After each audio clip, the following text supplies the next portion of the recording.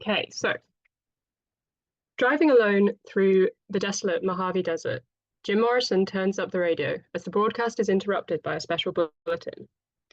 Rock music fans all over the world are in mourning today, the voice says, as Jim Morrison, leader of the Doors, was found dead in his Paris apartment this morning. French authorities attribute the cause of death to a heart attack. Morrison was 27 years old. Goodbye, Jim, we'll miss you. Jim continues to drive. This uncanny clip comes towards the beginning of Tom DeSillo's 2009 documentary about the Doors, When You're Strange. And this wasn't the first time the Doors had made an uncanny, untimely appearance in film. Francis Ford Coppola's 1979 Vietnam War epic, Apocalypse Now, had opened with, inappropriately enough, the band's song The End. As the helicopters swarm, dousing the trees in napalm, and the forest is engulfed by flames, Morrison sings, "This is the end." He's right in more ways than one. Although this is the beginning of the film, the song will return later, as Marlon Brando's Colonel Kurtz, a character adapted from Joseph Conrad's Heart of Darkness, meets his own end, in scenes intercut with the ritualized killing of a buffalo. As the music writer John Robb recently wrote in his aptly titled study of goth music, The Art of Darkness, this moment in Apocalypse Now, from its horrifying visuals to the creeping terror of the soundtrack, was death as a Dionysian celebration, the very stuff of Gothic literature. Despite this, the Doors are not the first band that comes to anyone's mind on hearing the words Gothic music.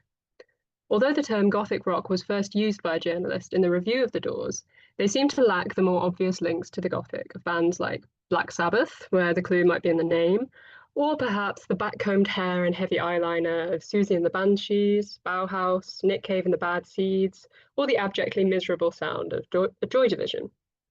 All of these bands, though, owe something to the sights and sounds of the Doors.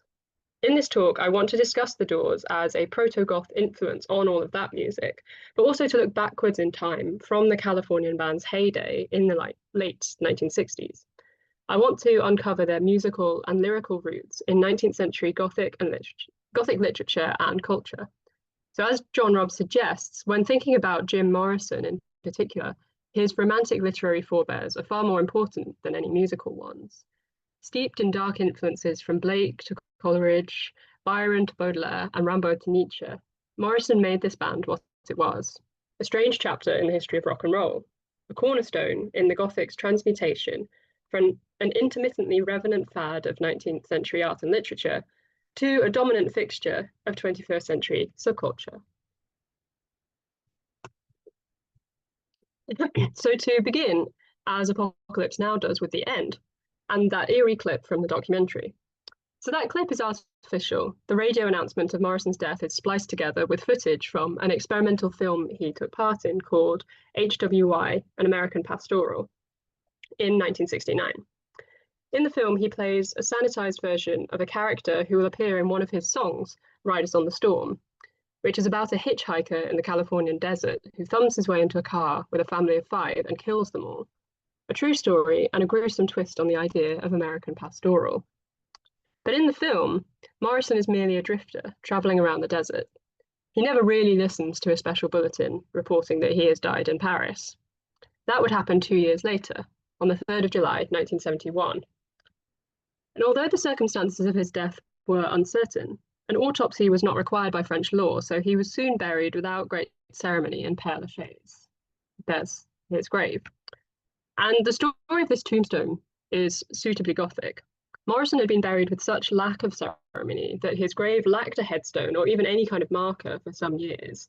The stone which now marks the grave was placed there in 1990 at the instigation of Morrison's father, and it bears the following Greek inscription, which I will not attempt to pronounce. But the meanings for this are appropriately ambiguous.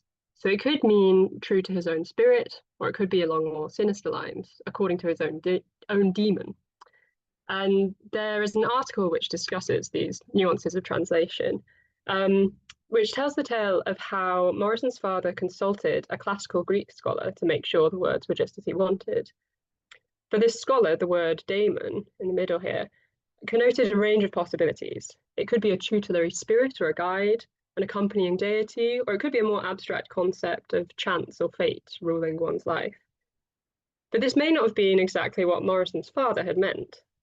As someone who is more familiar with New Testament Greek, he might have preferred the word pneuma, which is usually translated as spirit in New Testament Greek, to daemon, which in New Testament Greek tends to refer to demonic possession. So had Morrison's father intended to write that his son had been guided by a sense of integrity, but inadvertently implied that he was controlled by the devil? Or, given that he let the inscription go ahead as it was he content with the ambiguity? The reason I've gone into detail about the tombstone is because it leads us to another important point about the Gothic context of the doors. Morrison's father was not, as this story might have made you think, a professor of New Testament Greek. He had decided to learn Greek because he was interested in the Odyssey, having read James Joyce's Ulysses while deployed abroad with the US Navy. The day before Jim Morrison died, the 2nd of July, 1971, his father, George, was the principal speaker at the decommissioning ceremony for the aircraft carrier he had commanded, the Bonhomme Richard. From 1965 to 1971, which spans the Doors' entire career, the Bonhomme Richard transported US aircraft to Vietnam, where they struck down and drowned aircraft used by Vietnamese forces and carried out strikes on the local infrastructure. For part of this time, the Doors were releasing songs with lyrics that made them emblematic of anti-war sentiment in America. And for all of this time, Jim Morrison liked to claim that his father was dead. In fact, Morrison liked to claim that both of his parents were dead. This disinheritance of his parents is an important element of the Gothic that Morrison brought to the Doors in his lyrics. Morrison's claim positions him among the many, mostly male, protagonists of Gothic literature who, in the mould of Milton's Paradise Lost, disavowed his creator. This suggests a psychological form of the Gothic which is preoccupied with origins, with the beginning and ending of existence, with birth as a symbol of the struggle for existence, and the Oedipal myth as the originator of this preoccupation. Taking up the Oedipal myth's central dichotomy of killing the father and sleeping with the mother, Morrison viewed violence and eroticism as means, he said, to penetrate the barriers people erect and defend. The only way is to shatter the phony facades people live behind. And violence and eroticism are effectively the pillars of Gothic art and literature, and certainly the cause of much of the initial backlash to the Gothic in the late 18th and early 19th century. But for Morrison, reinterpreting the Gothic over a century later, these pillars are not just characteristics of a cultural movement in which he was interested, but essential forms through which to encounter one's real, uninhibited, unbridled self.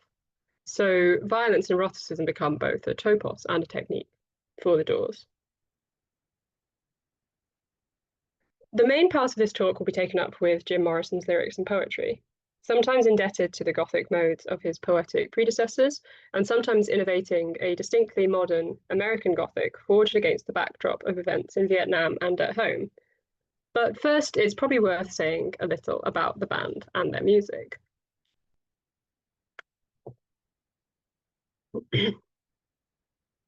The Doors formed in Los Angeles in 1965, their beginnings taking place at the unlikely Gothic location of Venice Beach. Morrison stumbled across former classmate Ray Manzarek, who asked what he'd been up to since they'd left film school. Morrison said he'd been writing songs and gave him a sample from what would become the song Moonlight Drive. Let's swim to the moon, let's climb through the tide, penetrate the evening that the city sleeps to hide. Lyrics which the keyboardist Manzarek later described as spooky and cool. Guitarist Robbie Krieger and drummer John Densmore were acquaintances of Manzarek's from a transcendental meditation group.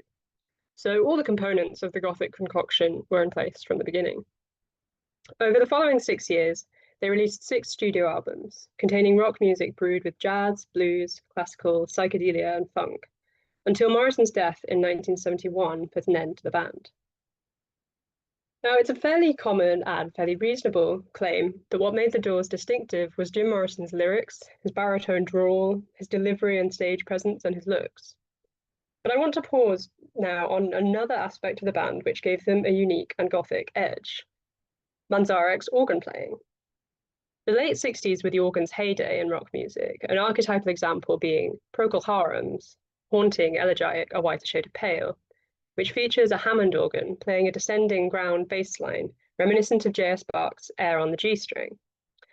Manzarek favoured the Vox Continental combo organ, which was in some ways a precursor to the synth, which would be used by many more typically goth bands.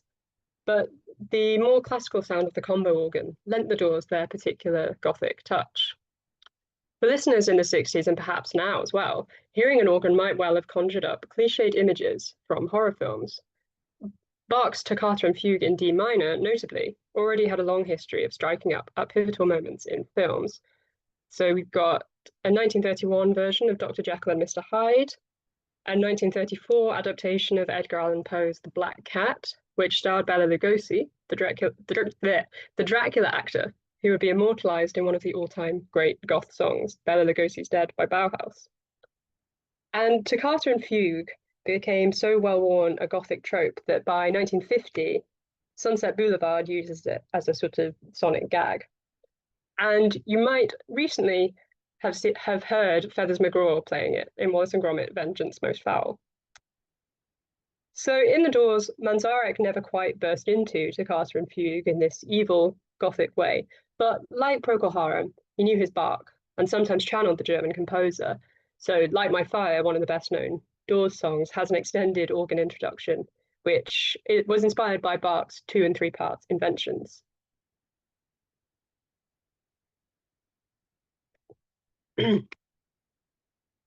The other crucial ingredient in the Doors' sound was the blues, which you can hear in a lot of their songs' rollicking swagger and the use of call and response in the classic 12-bar blues cycle.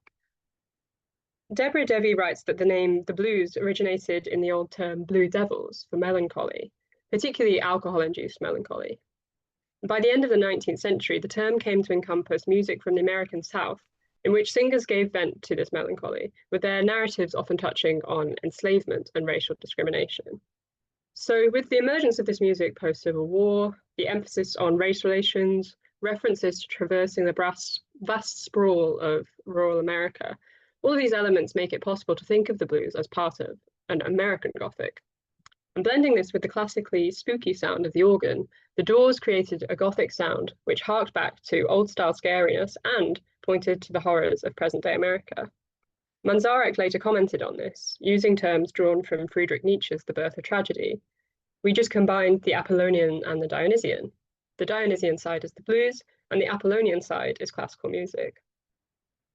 And Morrison, a fellow reader of Nietzsche, would have approved of these terms for describing the Doors' dynamic of constant oscillation between containment and release, control and abandon, which their live shows, especially Morrison's notorious onstage behaviour, epitomised. It was Morrison's stage antics which led one reviewer, John Stickney, to coin the term Gothic rock in 1967. Stickney's account of watching the Doors play live, particularly the song The End, offers Morrison as a kind of Dionysiac spirit, a demon, perhaps, remembering the ambiguities of translation on his tombstone. Stickney describes how Morrison dislodged the microphone and staggered blindly across the stage as the lyrics and screams which are the end poured out of his mouth, malevolent, satanic, electric, and on fire. As for the ambiguities about the epitaph, it struck Stickney as unclear whether this was a calculated performance by Morrison or whether he was under some kind of influence, demonic or otherwise. He reports an audience member speculating that Morrison must be stoned. But Stickney thinks the singer's actions were a deliberate ritual, so he talks about him stretching his arms up in an attitude of worship towards the amplifier. And later practitioners of Gothic rock would intentionally cultivate this ambiguity around their possessed stage personae, with several of them, like Morrison, blending this intentionality with an all-too-real addiction to the drugs that they felt would allow them to attain their higher consciousness. But it was apt that Stickney should observe this Nietzschean duality between ritualistic performance and uncontrolled abandonment during the end, and deem the band Gothic on this basis. So the song, The End, was one of the Doors' most controversial songs. A performance of it had resulted in the band losing their slot as the house band at the Whiskey A Go-Go bar in LA. It wasn't the song's length, over 10 minutes, nor its sprawling, strung-out, almost pulseless perambulation of an instrumental, to which the bar's owner objected, although these qualities do add to the song's Gothic credentials. The contentious part was the spoken word section in the middle. So the song opens with an assurance of nihilism. This is the end, establishing what Morrison called a simple goodbye song, probably just to a girl, but it could be a goodbye to a kind of childhood, he said. The second and third verses build on this theme by adding Gothic touches suggesting transgression and alienation. Can you picture what will be so limitless and free, and lost in a Roman wilderness of pain, and all the children are insane? Musically, too, the song is pushing to become limitless and free, its sparsity and sprawling length going against the conventions of rock and roll. The children's insanity takes up and subverts the romantic notion of childhood as a period of prelapsarian innocence, of possessing privileged knowledge inaccessible to adults. And then, as the song begins to mutate, Morrison invokes images of danger on the edge of town and a 7-mile-long snake, then repeatedly intones "the West is the best," an ironized reference to America's assumption of supremacy amid the Vietnam War. And then the spoken word passage begins. So, although nothing in the lyrics tells us this is what's happening, the shift in vocal intonation takes us into a kind of dream or nightmare-like place. Manzarek's organ meanders around in sinister imitation of a fairground ride, and Krieger's guitar interjects with brief snatches that are sitar-like or influenced by raga. This sparse soundscape can be heard in later Goth music too. The Cure, Joy Division, Bauhaus, whose aforementioned Bela Lugosi's Dead is nearly as long as the end, and similarly dares to linger over stretches of instrumental experimentation. So we're in a liminal setting. The killer, who is uncannily already identified as a killer, though we don't yet know why, awakes before dawn. He takes a walk down a hall to a door. And this is the door that gives the band its name. It's one of Aldous Huxley's Doors of Perception, the book title drawn from lines in William Blake's The Marriage of Heaven and Hell. If the doors of perception were cleansed, everything would appear to man as it is, infinite. Blake's way of breaking through those doors was through visions. Huxley's was mescaline. Jim Morrison's was a kind of mixture of the two. As so often in the Gothic, the door opens onto something forbidden, something which ought to remain hidden, something that was, for Morrison, the central myth of human consciousness, Oedipus. So the killer has already taken a face from the ancient gallery, he says, like an actor in Sophocles' play assuming a mask. Along the way, he's paid visits to his brother and sister, whose outcome is unclear. Is the Oedipus myth expanded to deal more extensively with one of the ultimate Gothic transgressions, incest? Or, given that we're introduced to this man as the killer, has he murdered his siblings? He'll soon be guilty of both crimes anyway, or at least announcing his intention to commit them. So, stepping through the door into the fullness of the myth, he tells his father he wants to kill him. And then comes the moment which got the doors fired. The killer addresses his mother.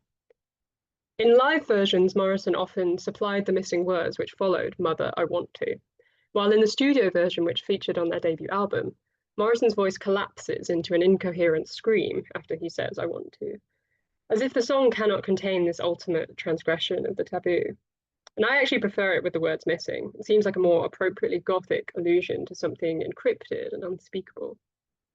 But either way, the moment encapsulates Morrison's preoccupation with the Gothic themes of the repressed, the submerged consciousness which might, through use of the right stimulants, be set free. And drummer John Densmore explained Morrison's use of the Oedipus myth in the end as an injunction to, quote, "Kill all those things in yourself which are instilled in you and are not of yourself. They are alien concepts which are not yours. They must die. Fuck the mother is very basic, and it means get back to essence. What is reality? What is?" This back to basics idea, that somewhere there is an essence that modern life has submerged or made inaccessible, that we knew as children and can only return to through a combination of drugs, violence, and eroticism, or risk living in a state of constant alienation, runs throughout several Doors songs.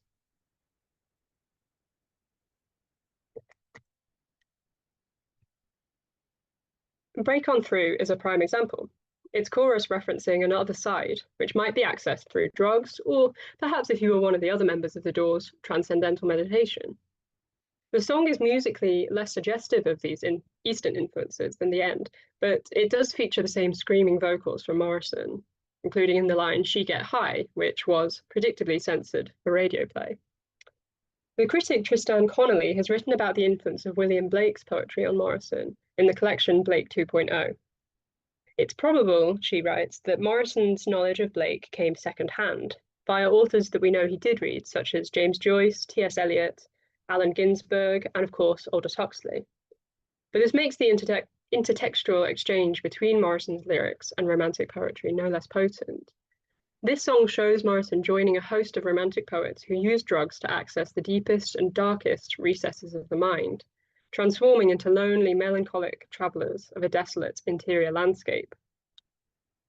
So I'm thinking here not just of Thomas de Quincey's Confessions of an English Opium Eater, which Charles Baudelaire translated into French before writing his own book on the artificial paradises of opium and hashish.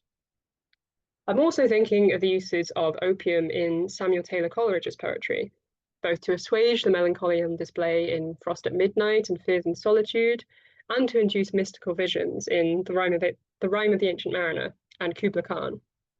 So Break On Through opens with an image evoking Genesis, the day destroys the night, night divides the day, which might remind us of Kubla Khan and the stately pleasure dome, his own story of creation, with caverns measureless to man, closed limited spaces, which are also limitless. They hold immeasurable possibilities. If we take up the argument of critics such as James Rivera that the Romantic poets were a key influence on several songwriters in the 1960s, we might think of the reactions to the Doors music and to Coleridge and Wordsworth's lyrical ballads in parallel. Both were received as attempts to transcend the limitations of their form, lyrical ballads through its use of ordinary English and abandonment of high-flown metrical constructions. And that some of Coleridge's poems were unfinished too, notably the famously interrupted Kubla Khan, exemplifies a Gothic fragmentation or open-endedness, paralleled in the sprawling length of several Doors songs, including the end, which grew out of live versions which were born anew with each performance, constantly shifting in length. The studio version offers a necessarily curtailed experience of something which might perhaps stretch into an endless night. Incidentally, End of the Night was a Doors song, which explicitly borrowed from William Blake, as you can see here.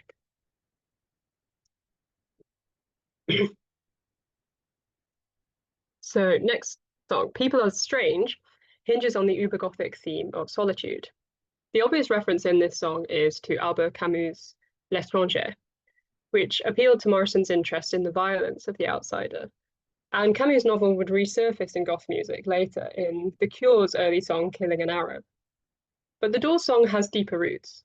Like arch-romantic loners such as Byron's Manfred, Goethe's Young Werther, and Caspar David Friedrich's Wanderer über dem Nebelmeer, its protagonist is irremediably isolated, so alone that his perspective on humanity becomes warped, as Morrison sums up with that neat modifying repetition, people are strange when you're a stranger. The music itself is alienating. It opens with 3 simple descending bass notes, which bring the listener down to the singer's vantage point. Streets are uneven when you're down. Mirroring the disconnection evoked in the lyrics, the first 2 lines of the chorus are disjointed, with the musical break at the end of each line refusing the listener's desire for resolution. And the end of the chorus drives that point home. Its final chord offers no resolution, landing on the word strange, which Morrison delivers with a kind of vocal lilt, which calls everything into question. It's not specified what causes this alienation, or at which part of civilization's discontents Morrison is taking aim. In common with much countercultural sentiment in 60s America, it might have been the relentless consumerism. And the first wave of Gothic had stood in uneasy relation to consumerism, the Romantic ethos critiquing materialist consumption, even while Gothic novels fueled the publishing industry. And the Doors' critique of the alienating effects of capitalist society was made at the same time as they earned huge amounts of money. So when Light My Fire, their first single, shot to #1 in the US, their first royalty checks were for $50,000 each. But perhaps the alienation Morrison is concerned with is more an effect of American geography, with the vast deserts of the South transformed into desolate Gothic landscapes where one can drive for miles, like Morrison does in the American pastoral film, without encountering another human being. In such isolated circumstances, the individual might begin to question why he is here, what he's doing, the kinds of questions in which Morrison had nurtured his interest by attending lectures on philosophy while a student. In Riders on the Storm, which is the song Morrison is partially acting out in advance in American Pastoral, incorporates an idea from one of these lectures, Martin Heidegger's concept of thrownness. So, into this world we're thrown. There's a basic state of human existence over which we have no say, just as in the line that rhymes with this one, like an actor out on loan, actors of the period might be loaned out to other studios with no say over where they went. And Dog Without a Bone comes from Ernst Bloch's explanation of Heidegger's concept of thrownness. So Morrison's musings here resemble the central tension in Mary Shelley's Frankenstein, encapsulated in the epigraph from Paradise Lost. Did I request thee, maker, from my clay to mold me man? Did I solicit thee from darkness to promote me? And like in Paradise Lost and Frankenstein, and like in Camus' L'Étranger, the outsider who cannot come to terms with his thrownness might become violent. So, as I said, Riders on the Storm narrates this grisly tale of the hitchhiker Billy Cook's murder of an entire family in the California desert.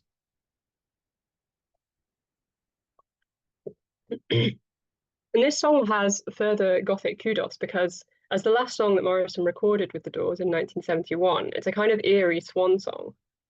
My favourite Gothic elements of the song are in the music, which offers a masterclass in sinister scene setting. It's another long song, just over 7 minutes, with this unchanging tempo that's moored by a cyclical bass line that seems to drift aimlessly through the desert, like Morrison in his car. There are sound effects that evoke a storm. Thunder rumbles in the distance, and notes cascade from Manzarek's keyboard in imitation of rain.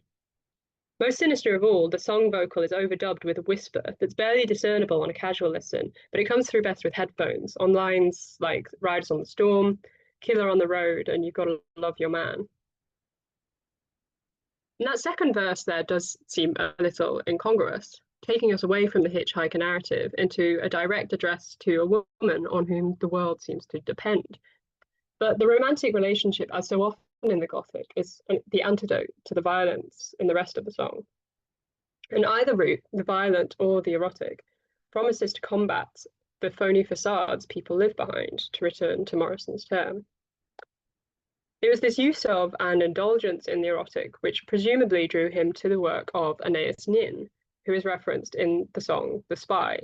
So I'm a spy in the house of love. So what is it Morrison sees as he spies inside the house of love? The end of this brief lyric sets him up as an all-knowing, all-seeing shaman, possessor of forbidden knowledge. Your deepest secret fear, as he explained elsewhere, is not the pantomimesque stuff of Gothic horror, but a more elemental fear of freedom. I think people resist freedom because they're afraid of the unknown, but that unknown was once very well known. It's where our souls belong. The only solution is to confront them, confront yourself with the greatest fear imaginable. Other Doors songs explore this psychological Gothic, with Morrison as an enlightened guide who returns constantly to images that, in causing him the most fear, might also set him free. This is the story behind the most overtly Gothic Doors lyrics in the song Peace Frog, which were adapted from a poem by Morrison called Newborn Awakening. Every line in all 4 verses begins with blood suffusing an entire map of the United States, its streets, running like a river, staining the roofs, causing the redness of the sun in LA. And if we look at the poem version, Fantastic LA retains that archaic PH rather than an F, a spelling mostly found in the 17th and 18th centuries, bringing the word closer to phantoms or phantasmagoria than, as we might think from just hearing the song, the modern connotation of fantastic as a synonym for good or great. And so the poem opens, as you can see, with 2 lines that form the song's brief interlude. And it's another moment where the music alters and takes us into a dreamlike other world. These lines allude to the song's provenance in a traumatizing scene Morrison records seeing age 4 of Indigenous people killed and their bodies left by the highway. Tristan Connolly compares this childhood vision to the formative visions that William Blake experienced around the same age, which come to infuse the adult poet's art, and as an early instance of his capacity to see beyond the visible realm, inform his sense of himself as a shaman, a role that Morrison gradually took on over the course of the Doors' career. His explanation of the ghosts in these lines is quite Gothic. He said, "The reaction I get now thinking about it, looking back, is that the souls of the ghosts of those dead Indians, maybe 1 or 2 of them, were just running around freaking out and just leaped into my soul, and they're still in there. This idea is akin to metempsychosis, the transmigration of souls, or palingenesis, reincarnation or rebirth, which makes sense of the poem's title, Newborn Awakening. And the poem version includes stanzas that didn't make it into the song Peace Frog, and they're full of Gothic imagery. The resurrection of the dead, the undead, monstrosity, even the proto-Goth concept of a death dance. And with these questions, Morrison reminds me of Blake in the poem A Dream from Songs of Innocence, in which the speaker similarly asks about the weeping of children, while the last stanza with its shamanistic authority, "I called you up to anoint the earth," sounds like Blake in The Voice of the Ancient Bard from Songs of Experience, entreating youths to come hither and see the opening morn, image of truth newborn. In both poems, dawn is analogous to rebirth. Those who stumble all night over the bones of the dead, in Blake's poem, are like those who stutter, cheer, and chatter blindly in Morrison's, where death is a kind of unknowing and rebirth is enlightenment. Only Morrison's poem seems to revel in this imagery of death, leaving us with the prospect of the enlightened self as a new monster. And so then we might also think of this poem as similar to Baudelaire's The Spiritual Dawn from Les Fleurs du Mal, in which the promise of dawn, its victorious and resplendent sun, is tempered by words suggesting the very opposite of light and rebirth: wearied, morn, sinks, chasm, darkened, spectre. Like Baudelaire, Morrison places the possibility of rebirth in the very midst of pain and suffering, as the souls of the dead join with the soul of the child, Jim Morrison. And to take a brief sidestep, Morrison's language is similarly shamanistic and indebted to Baudelaire in the poem Curses Invocations.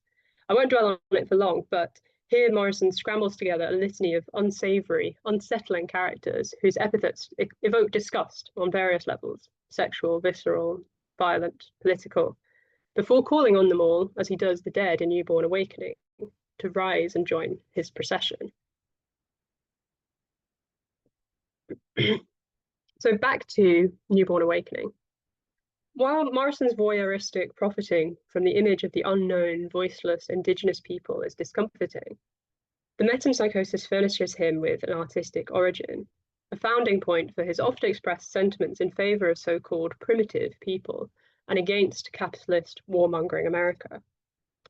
As Connolly explained, by taking up the indigenous people as his inspiration, Morrison implicitly disowns his father, who was driving the car as they passed and who, as a military man, represented essentially their opposite. Instead, Morrison takes up an alternative, spiritual lineage, as Blake had done when he claimed to have had visions of Milton possessing him and spurring him to poetry. In an interview with Lizzie James, Morrison indicated the place of his primitivist perspective within the wider philosophy I've been exploring in this talk, arguing that primitive people have less bullshit to let go of, to give up. A person has to be willing to give up everything, not just wealth, all society's brainwashing. You have to let go of all that to get to the other side.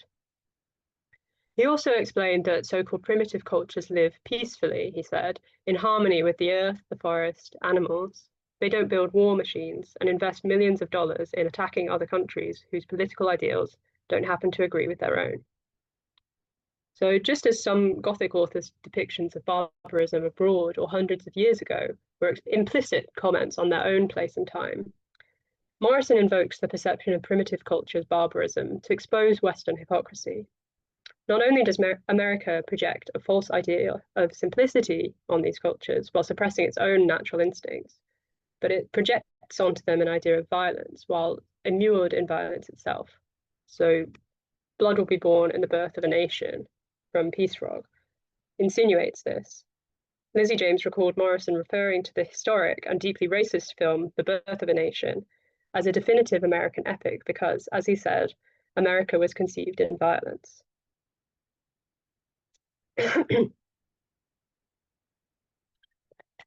So this takes us to a couple of songs in which Morrison gets closest to explicitly referring to contemporary American violence.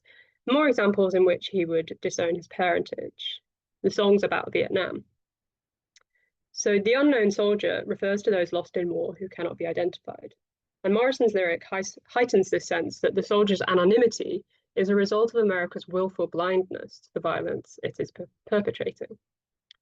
The chorus, with its imagery of atrocities filtering into an ordinary domestic scene, reflects Morrison's belief that Americans, as he said, attach themselves to processed violence out of cans. They're TV hypnotized. TV is the invisible protective shield against bare reality. Morrison's frequent technique of bringing words together in a grammatically ambiguous way, a kind of lexical scrambling, might open the second line to interpretation as children fed on television, raised through the images they're seeing on TV, which, to judge by the previous line, means images from newsreels, and to judge from the line after next means images of soldiers in Vietnam. In that last line, it's the helmet's head, not the soldiers, which is struck. These horrifying images of depersonalizing violence are woven into children's very upbringing. Violence is a formative element of the American psyche. And that use of inversion in Unborn Living, Living Dead recalls the poem Newborn Awakening. But placed in this context, the Gothic image of zombification is tied to an accusation of willful ignorance by Americans at home about the killing taking place abroad. And this is the ostensible critique in the song 5:1 as well. Its title apparently taken from the contemporary ratio of the elderly to newborns in the US. The song's pro-youth, anti-elderly stance, the old get old and the young get stronger, would seem to align it with the strong anti-war sentiment in US colleges, protesting against figures of authority, such as Morrison's own father, those who've got the guns, while the anti-war youth have strength in numbers. But the song's most overt reference to late 60s hippies, "You walk across the floor with a flower in your hand," in which a gun is substituted with an ineffectual flower, renders the song's message ambiguous. The song until this point has been fairly aggressive musically. Morrison's drawl is backed by an instrumental that's almost like gunfire in its rhythmical thrust, and then it builds to a climax with Morrison repeating, "Get together one more time." It's not clear whether this is a collective rallying cry to the anti-war youth, or, given that the first line of that section is actually "come together one more time," and Morrison later refers to his girl, a far more individualistic, escapist celebration of sex and violence. The hints of countercultural affiliation might be a non-specific celebration of youth in the romantic sense, rather than a celebration of 60s youth, and musically the song by no means discards the violence we might think it's decrying. And John Robb comments in The Art of Darkness that goth music in the late 70s and into the 80s was similarly unmoored from any one political viewpoint. So Killing Joke and New Model Army were both known for their left-wing ethos, while Susie Sue and Adamant attracted criticism for their interest in Nazi imagery. And Ian Curtis from Joy Division famously voted for Margaret Thatcher.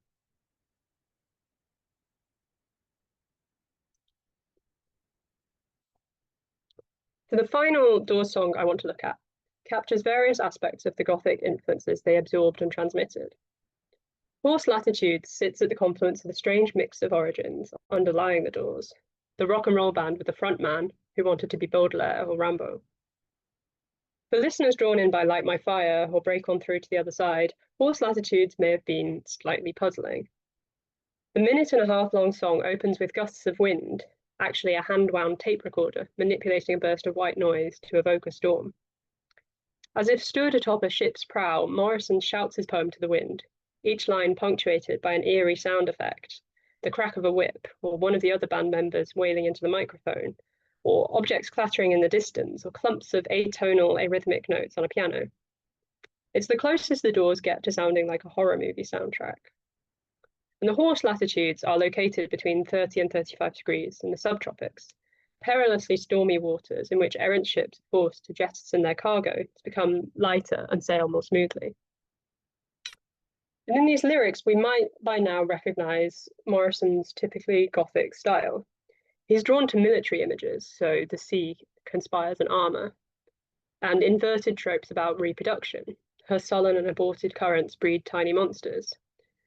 And ultimately, he's detached and dispassionate about the horrors he's describing, so at the end, carefully refined and sealed over, expresses no feeling whatsoever about the horse's fate. And there are more echoes of Baudelaire here, in whose Fleur de Mal, reproduction is inverted and made disgusting, and the comforts of nature turn sour and unsatisfying. In Man and the Sea, Baudelaire makes the sea a metaphor for the vastness of the inner life, thy mirror in which thou regardest thy soul. But there is a Gothic sense of trepidation about this. The spirit is a drear chasm, and soul and sea alike as sombre, secretive, and deep. And when he returns to the metaphor in the poem Obsession, It's Gone Bad, he hates the ocean, its tumults and throbs, for their too potent resonance with the tumult of his own consciousness. This is perhaps the pitfall Morrison invokes when he cries, "True sailing is dead." True sailing is the constant onward travel into one's own consciousness, not becoming embroiled in the storm at the horse latitudes. And the song is particularly worth noting in terms of the Doors' influence on later goth music, because it's a spoken word piece, which avoids any attempt at a verse-chorus structure, melody, or rhythm. Spoken word featured in experimental songs by the Doors' contemporaries and occasional goths, the Velvet Underground, but it arguably didn't come into its own until punk and post-punk about 10 years later, when Patti Smith declaimed her own poetry, also incidentally concerning horses, and John Lydon followed up the Sex Pistols with the band Public Image Limited, whose music sometimes involved him declaiming spoken word pieces over a driving groove. For instance, the song Religion, which was sufficiently Gothic in its combination of an eviscerating critique of the church and the sound of an untuned piano being attacked. And John Robb cites a host of goth or goth-adjacent bands who drew on the Doors in some way, particularly Morrison's confrontational stage presence. So back to The End, which caused such a furore at the Whiskey A Go-Go. This grew out of a spoken word piece called Celebration of the Lizard, performed just a handful of times, in which Morrison would tell the audience that the band was going to be playing Light My Fire, only to launch instead into this bizarre piece of storytelling, which is full of grotesque imagery, travels through the desert, Oedipal themes, and meta-theatrical invocations to the audience to join the ceremony and wake up. This betrays the influence on Morrison of the Living Theatre, a contemporary troupe themselves inspired by Antonin Artaud and his theatre of cruelty, which was a concept founded on direct affronts to the audience and their senses. Manzarek suggests that Morrison had been to see the Living Theatre perform the night before a notorious Doors show in Miami, in which Morrison allegedly exposed his penis to the audience and was arrested. Manzarek downplayed the event as something of a mass hysteria hoax, and yet, in his description of it, he compares Morrison to Dionysius so entirely that he actually conflates the two figures, distilling a key element of the fascination that Morrison held and continues to hold. His transgressive onstage behaviour, along with his tortured baritone vocal delivery and his lyrical scrutiny of human consciousness, American hypocrisy, and the centrality of sex and violence in the psyche, made him a figurehead for goth musicians to come. You can hear the vocal influence on Nick Cave or on Ian Curtis, who introduced the Doors music to the other members of Joy Division, who then subsequently covered Riders on the Storm in many a soundtrack. They shaped the sound of Susie and the Banshees, of Echo and the Bunnymen, the Sisters of Mercy, whose Gothicness would be incomplete without the baritone drawl of singer Andrew Eldritch. So ultimately, even if they lacked the black hair dye and smoke machines of some of those later bands, the Doors can be seen as their daemon, a possessing spirit they wittingly or unwittingly channeled. Morrison claimed his father was dead, but was eerily outlived and given an epitaph by him which testifies to their points of divergence and convergence. Yes, it was in Greek because George Morrison had got into Ulysses while away with the US war machine, but Jim was also a lover of Joyce. Did his father like the ambiguities about the spirit/demon on the gravestone because, like his son, he was interested in a Nietzschean duality ruling human consciousness? In a similar way, the Doors were father to several goth bands who may or may not have claimed the family relationship, but in whom, through some kind of palingenesis, the Doors and their Gothic preoccupations continued to live. So maybe that documentary scene from the beginning, showing Morrison hearing the news of his own death, wasn't so uncanny after all. Thank you very much. That's the end.